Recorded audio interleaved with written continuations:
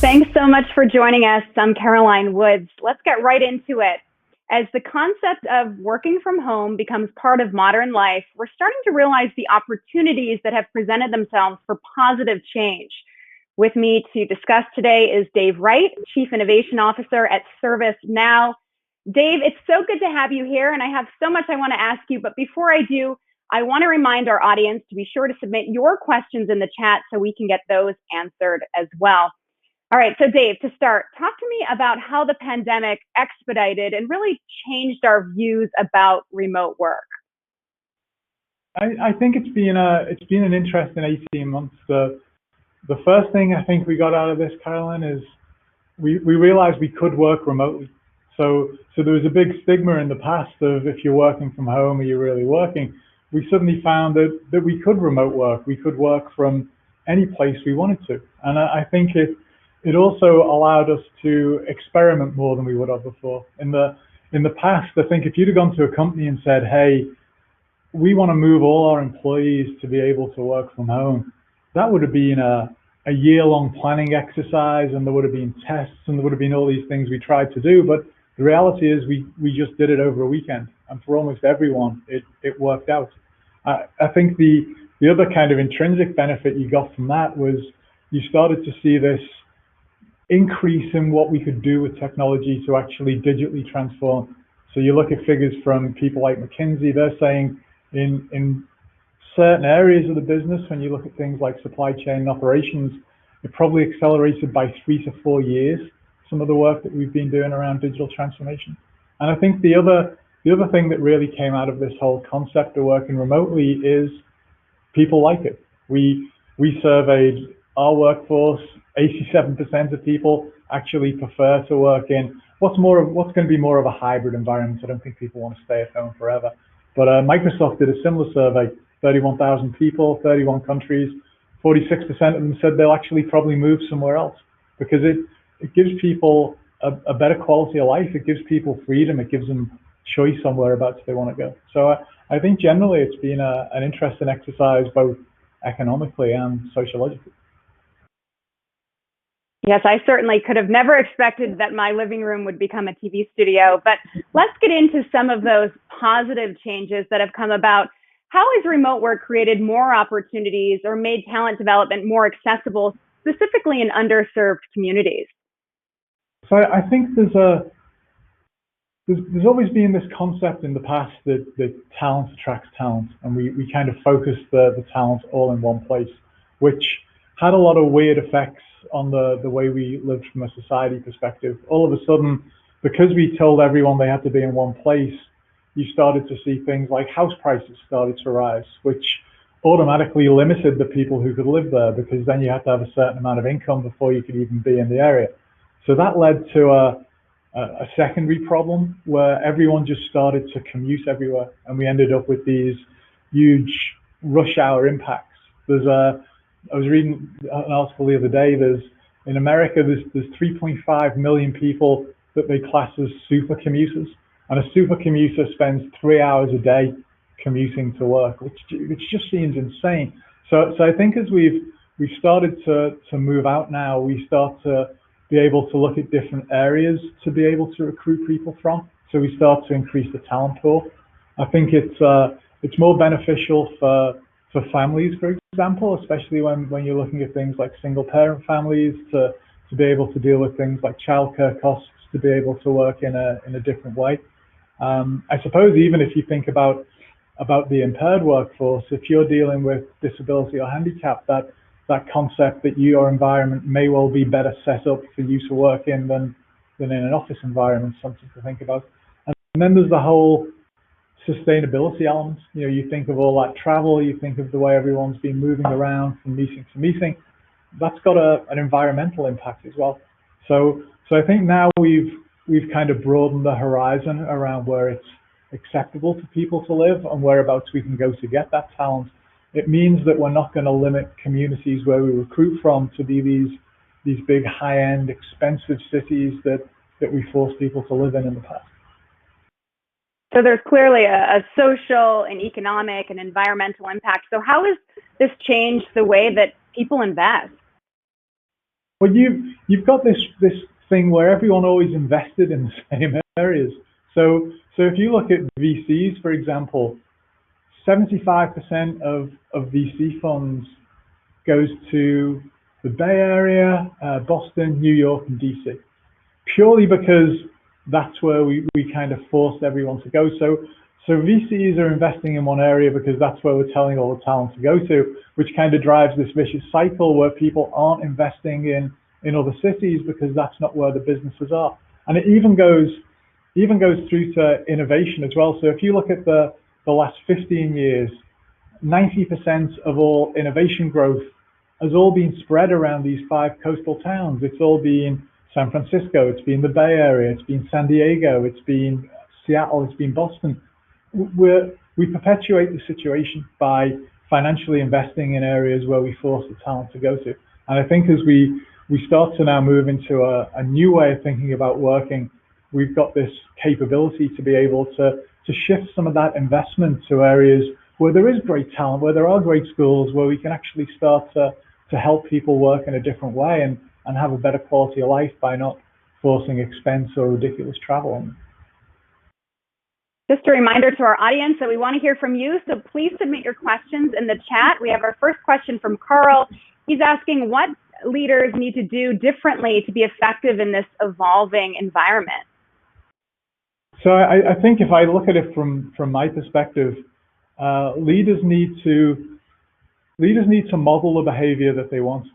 So, if we say, hey, it's okay to work from home, it's okay to work in this hybrid environment, and then as a leader, you're constantly in the office 12 hours a day, then you're going to start to convince people that hybrid way isn't a way of working.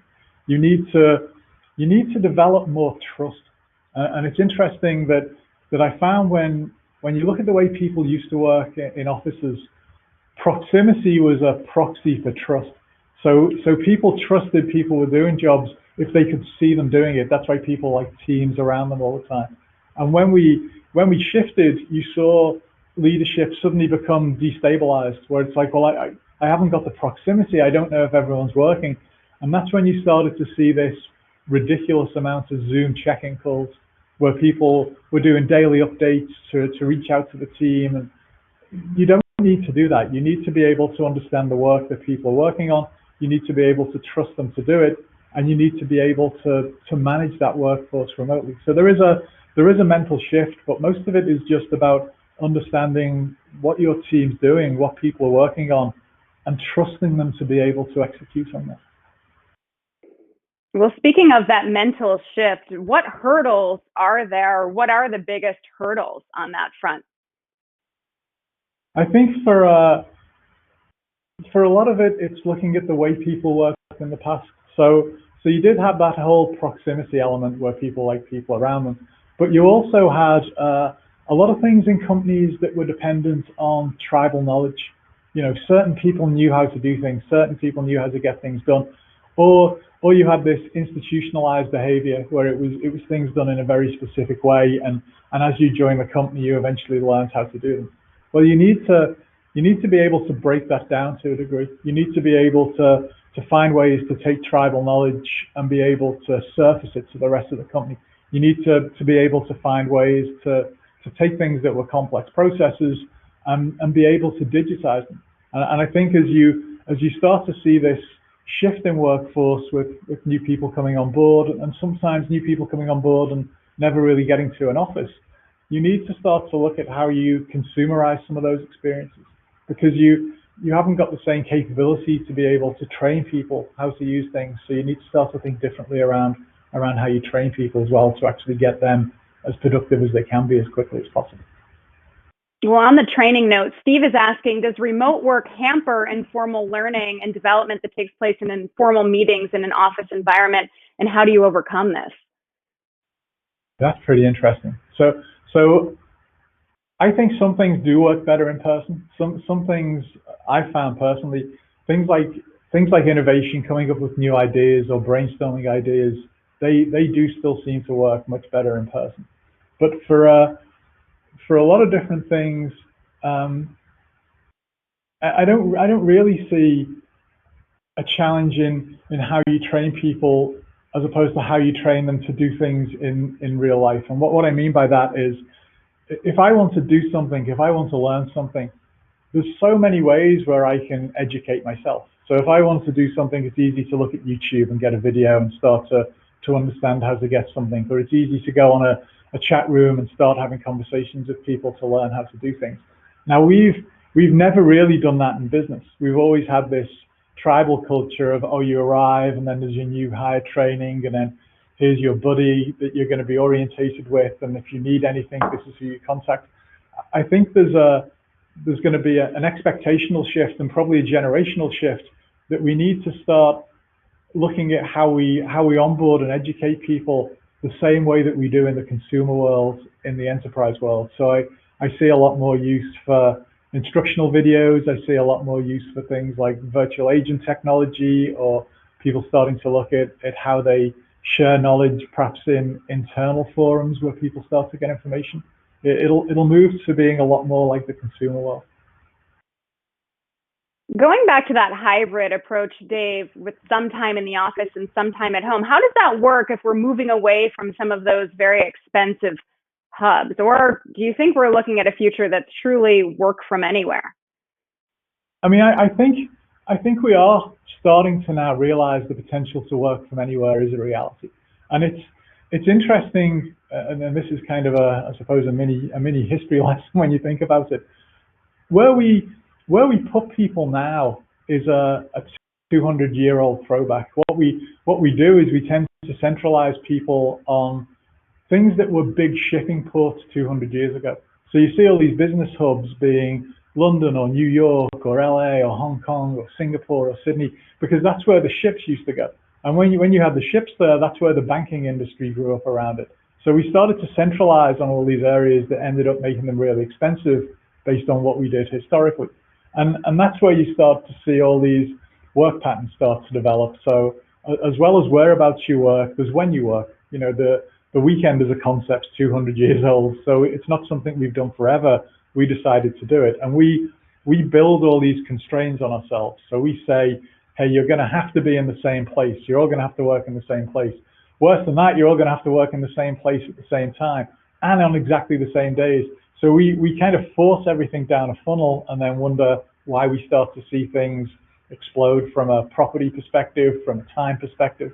So there needs to be a different way of doing that. And what I don't know if you'll see is, it'd be interesting, I don't know if you'll see the demise of the head office, whether things go to a much more decentralized model, but not decentralized necessarily to the point of no one having an office. I mean, some companies do work in that environment very well. I think you'll start to see a hybrid where people perhaps start to look to develop more satellite offices, and those satellite offices become mini hubs. Some companies will always want that big central office, and I suppose then perhaps they develop more of a hub-spoke model. But I think financially, you know, when you look at property prices, you look at rental costs, you look at travel costs, it makes so much more sense financially to start to do this from a hybrid perspective. Most certainly. We have a question from Marcia here. She asks, how do remote workers ensure that their contributions to their organizations aren't overlooked or discounted and not easily forgotten for stretch projects and promotional opportunities? That's the biggest problem. So when we were talking before about, one of the questions came up about how do leaders have to change, and we talked about trust and how leaders have to trust what they're doing. When you're working remotely, one of the biggest challenges is this feeling of disconnection. So am I doing the right thing? Am I doing something that's contributing towards the business? And is the business noticing that I'm doing that? So there's kind of a shift at a company level where you have to start to understand a lot more of what people are actually working on. And this is why I think this concept of digitized workflows is interesting, because the one thing you get as you start to digitize a process and you start to be able to understand the tasks that people are working on is you get visibility into how that work's being done. You get to understand exactly what type of things people are doing each day, how much time they're spending on it. Do you really want people to spend that much time on that task, or is there something you could do to automate it, or to be able to perhaps move it to a different way of working? And when you start to get that visibility into what your organization's doing, and you get to get that sense of trust, which goes to everything I said before, that sense of trust could be, well, I'm not going to assume if people aren't working 9 to 5 that they're not working. I'm going to be much more happy for them to work asynchronously if I've got visibility into the fact that that work's being done. And I don't mean things like keyboard tracking and screen tracking. I just mean being able to assign people tasks that need to be done and be able for you to report on those and be able to see the progress on them, just to know what's happening. Because then you start to understand who's the most efficient at working at things, which people like doing specific tasks. It allows you to tailor your team, and it allows you to understand who's got specific skill sets that you can use in certain ways. And I think that still allows you to keep this promotion and awareness process that people always felt they had to have in person in the past. I think you can still do that if you're aware of what people are doing. Well, building on that, ideally, Dave, without a commute, there's more time in a day, right? Especially for those super commuters that you mentioned. Right. But many are using that extra time to work more. So how will this normalize, or how does it need to normalize so people aren't just working longer hours? Yeah, it's, I mean, I think we all experienced that. I remember I'd travel to an office and getting there at 7:30 or 8 o'clock in the morning. And then all of a sudden, when you're at home, the meeting started coming in at 7, and then maybe it'd be a meeting in Europe. Could you do it at 6? And that whole concept of, well, you should be able to do it. I mean, you're just at home. What else are you doing? It's kind of started to see the whole day expand to be 12-hour days, then 13-hour days, then 14-hour days. So we have to control that. That has to be something that we do as both a personal discipline and as a business discipline. So we need to allow people to take breaks. We need to allow people to define their working hours. And you're going to do a certain number of hours in a week regardless, but you need to be pretty open about what you do. If you're not going to respond to emails before 7:30, then let people know, hey, once it gets to 7:30, that's when I'm going to respond to emails. Let people know that you do take a break between 12 and 1, that's either a lunchtime break or an exercise break, or you get away from your screen. And I think there's also the discipline of breaking down your time during the day.